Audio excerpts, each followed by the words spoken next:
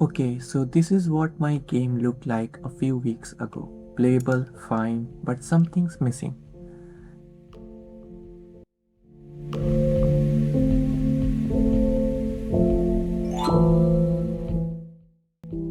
And this is the same game, same assets, same scene. I just added lighting. That's it, that's the whole difference. And honestly, this isn't just me. Some of the best looking indie games do exactly this. Eastward is a perfect example. A lot of its visual charms comes down to how it uses light and shadows, not fancy assets. So today I am going to show you how exactly you can do this in Godot using 5 things: Canvas Modulate, Point Light 2D, Light Occluder 2D, World Environment Node, and Normal Maps. Normal Maps is already covered in a separate video if you want to go deeper on that one. There are some prerequisites, so before we jump in, you don't need fancy assets for this. Literally some primary shapes in background will do. Lighting does most of the heavy lifting. Don't believe me? Here's a game I made for the GMTK Game Jam 2024. No asset packs, just basic shapes and lighting, and it still looks like a whole vibe. Let's actually build this. So hey guys, let's start with Canvas Modulate node. So in order to add the Canvas Modulate node in your scene, you need to click on your root scene and click on this plus icon. After that, you need to search for Canvas Modulate node here, and then you get this Canvas Modulate node here. After that, you can see there is a color option here. So if right now it is white, so we cannot see any effect here. So if I tone it down a little, you can see there are tons of effect that we can produce from this thing here. The first thing here is you can understand that you can also use it to create day and night cycle. So what does a canvas modulate node do? So think of it like a color filter over your entire scene. It multiplies everything below it with a darker or tinted shade. So if you want a night scene, you are not repainting your sprites. You are just changing this one node's color and it will multiply that color with all the sprites that we have here. So if I tone it down, you can see there is more of a night scene here, and if you go more of a bluish, you can see it looks more of the night scene here. And we can also change the color here. You can see we now have more sunset color here. We can also increase the brightness of this whole thing here. So we can also set the mood of the whole scene with just one node. So this is a very important node that every beginner needs to understand. You can see this is again our sunset scene here. It looks very beautiful. So this canvas modulate node is also helpful in creating day and night cycles, uh, which you can see in Stardew Valley or other games.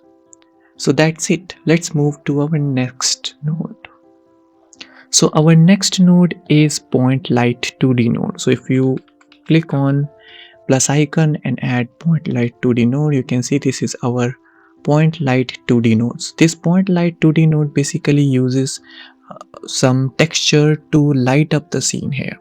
So let me show you an example here. So first we need a texture, so you can use any of these gradient textures which Godot already provides, or you can also load your own texture here. So right now I have this sprite here which is called as point light 2d.png, and if I drag and drop it here, Godot will automatically take this texture and apply it as a light. So you can see we have this light source here. We can use it in any places we want. So you can see it, and yeah, so that's what point light 2D node does. It provides a light here. You can see it. Now after that, you can also do pretty much a lot of things like adding shadows. So if you have any object occurring in this point light 2D node, they will also react with them and create shadows. So for example, I'm going to take my player here, and let's go to our player sprite and let's add our next node, which is light occluder 2D node. So Let's add light occluder 2D. So light occluder 2D tells the light that this is an object. This will cast shadows. So if we use this light occluder 2D node, we can create an occluder. So this occluder will tells the what kind of shape of our object is. So that's what the light knows and create and cast shadow. So if I make this occluder here, right now you can see nothing here, but let's move our point light 2D node here. You can see it is casting shadows. So if the point light 2D node is here, you can see it is casting shadows on the opposite direction of the light here. You can see it. This looks pretty good for different cases, like if you have a light object in your scene like lantern or torch or flashlights. This is a very handy feature. There is one more thing that you can do is you can tone down the energy, and you can also change the color and the texture. The kind of texture you are going to use is also going to depend the light here. Now if you see here, there is also an option called shadows, and in the shadows we have this filter option.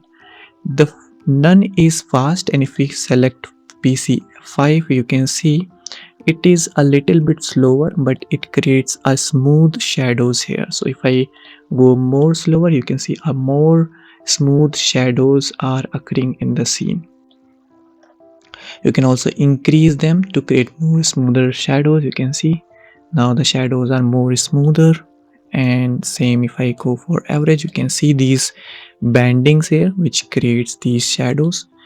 And by the way, this is a very expensive thing because a lot of computers cannot handle this amount of light in the scene here.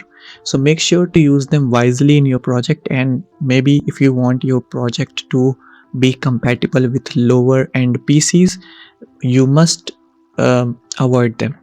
So that's it guys. So we have already learned about Canvas Modulate, Light Occluder 2D and the Point Light 2D node.